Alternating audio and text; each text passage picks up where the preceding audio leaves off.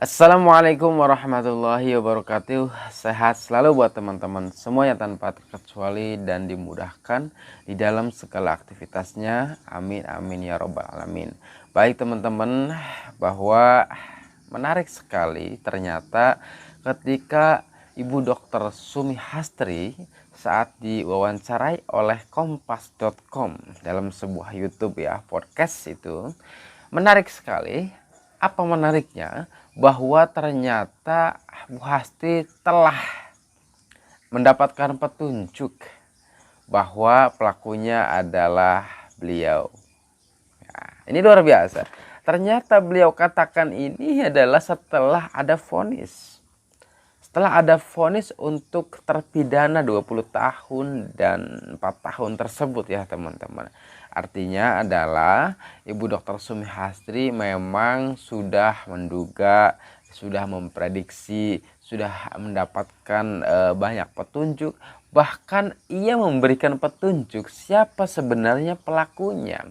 Ketika ia mengekshumasi atau otopsi ya, digali kembali kuburannya, kemudian dilakukan otopsi yang kedua. Saat ekshumasi itu ternyata Ibu Dr. Sumi Hastri mengenakan topi merah ya, yang dibalik. Teman-teman kalau ingat seperti itu, ternyata beliau mengatakan, katanya, ini saya mengenakan topi merah dan dibalik ke belakang itu adalah akan memberikan petunjuk, ini loh pelakunya. Kira-kira begitu ya teman-teman. Ini kurang lebihnya seperti itu. Selesai nih TKP Subang, pasti terungkap nih. Agar lebih jelasnya kita akan dengarkan dengan seksama. Jadi dari itu petunjuk ya Bu ya? Petunjuk. Dan lucunya, Pak, ini saya jawab. Waktu itu kan saya masih pakai topi merah tak balik gitu loh. Itu sama dengan pelakunya pakai topi merah juga kan. Oh iya. Itu juga ramai netizen itu udah berarti udah ngasih petunjuk itu. Dan saya ya itu sengaja tuh nggak Bu? sengaja. Oke. Sengaja jadi. Memang dari awal sudah tahu jadi. Gimana ya, sudah feeling aja sih. Feeling ya. Rasa tidak benar orang ini kan banyak bohongnya gitu loh. Bu, kalau kasus-kasus seperti ini. Oh, baik teman-teman. Pertama adalah ia dengan sengaja mengenakan topi merah dan dibalik ke belakang, seakan ia ingin mengatakan, saya memberikan petunjuk, ini loh petunjuknya loh, ini loh petunjuk untuk mengarahkan ke pelaku loh yang mengenakan topi merah. Lalu ditanya kemudian, kenapa ibu mengarahnya ke sana gitu, mencurigai, menduganya ke sana gitu kan, atau memberikan petunjuknya itu mengarahkan ke sana yang mengenakan topi merah? Karena feeling aja katanya, feelingnya itu apa, beliau itu pelaku itu banyak bohongnya, katanya begitu. Artinya teman-teman juga tahu ya, Ibu Sumi Hastri itu saat otopsi juga banyak berbicara ya kan, berbicara dengan para saksi juga, termasuk di situ ada terpidana Yosef, di situ ada terpidana Danu dan saksi-saksi yang lain atau barangkali tersangka juga ya teman-teman. Ibu Dr. Sumi Hastri mengatakan bahwa kenapa saat ditanya kok mengarahnya ke sana, karena feelingnya adalah banyak bohongnya teman-teman. Artinya jelas ini adalah prediksi beliau dari awal sekali. Seperti yang juga kita prediksikan, kita duga dari awal bahwa memang hal-hal yang tidak sinkron terjadi pada pelaku itu. Hal-hal yang kemudian kita kata juga banyak bohongnya teman-teman ya.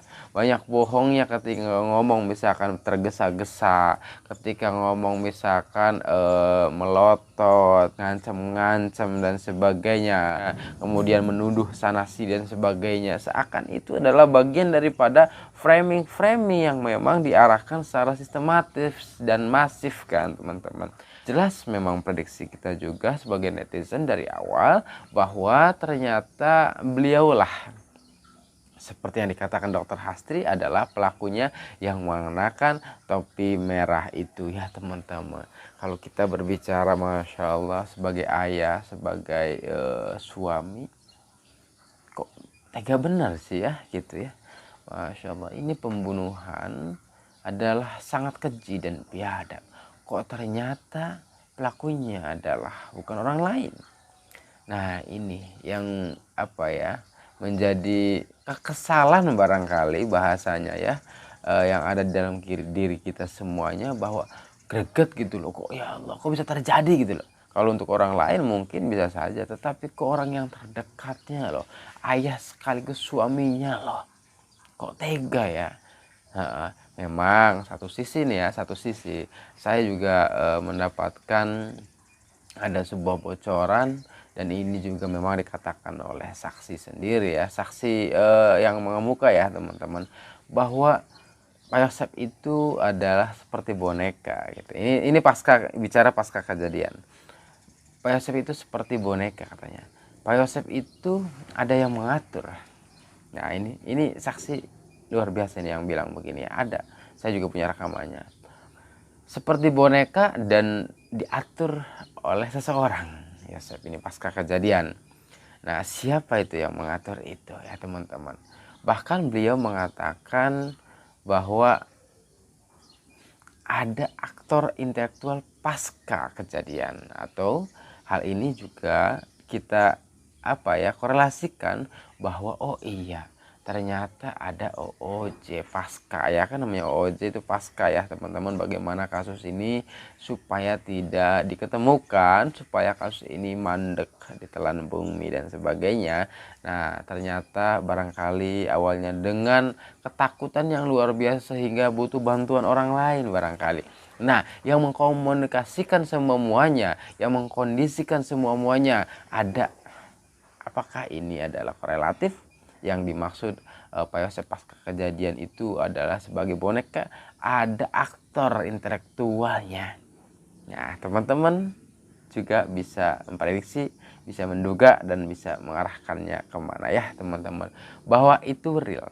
Perkataan ini telah dilontarkan oleh saksi mengemuka. Siapapun saksinya lah yang jelas. Yang jelas begini teman-teman, bahwa siapapun yang punya masalah atau terlibat di dalam kasus ini, maka harus dihukum setimpal dengan perbuatannya kan teman-teman. Misalkan pembunuhan Raja Patinya, sudah kita ketahui Polda Jabar menentukan 5 orang. Misalkan pertama adalah Yosep, Danu, Mimin, Arigi, dan Abi.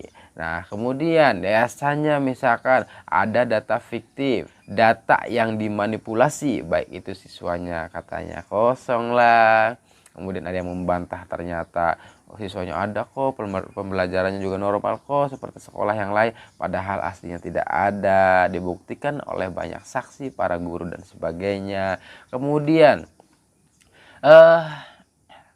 dana dan lain-lain, bos dan lain sebagainya, setahun 1,4 miliar ini yang telah dikatakan oleh Mr. Dedi tersebut, bahwa 1,4 miliar alokasinya kemana?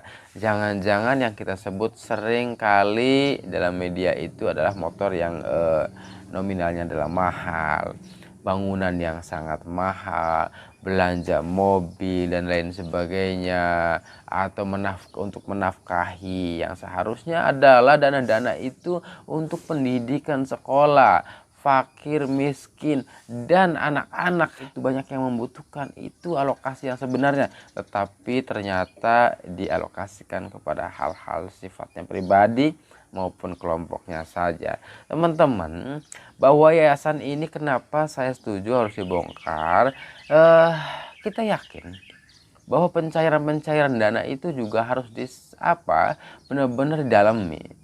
Apakah yang menjadi skeptisisme kita semuanya bahwa ada pencairan lebih, misalkan dana hibah yang nilainya fantastik, kemudian dana hibah itu alokasinya kemana saja, apakah bangunannya misalkan berapa persen, atau nanti ada transfer ke pejabat atau aktor yang memang sangat fenomenal dan disegani di Kabupaten Subang maupun di luar Kabupaten Subang.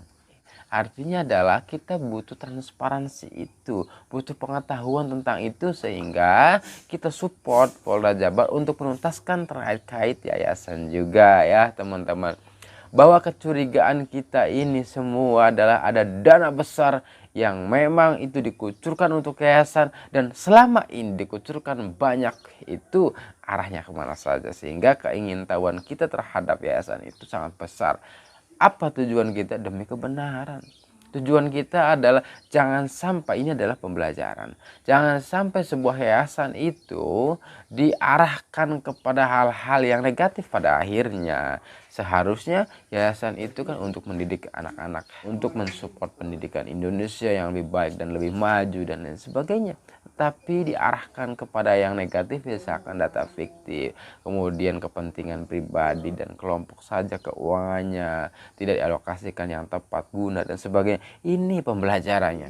Jangan sampai ini terjadi di yayasan atau sekolah-sekolah yang lain. Nah, sebagai antisipatif buat kita semuanya ya teman-teman. Baik, itu saja. Terima kasih. Terima kasih yang sudah menonton ini. Sehat selalu. Wassalamualaikum warahmatullahi wabarakatuh.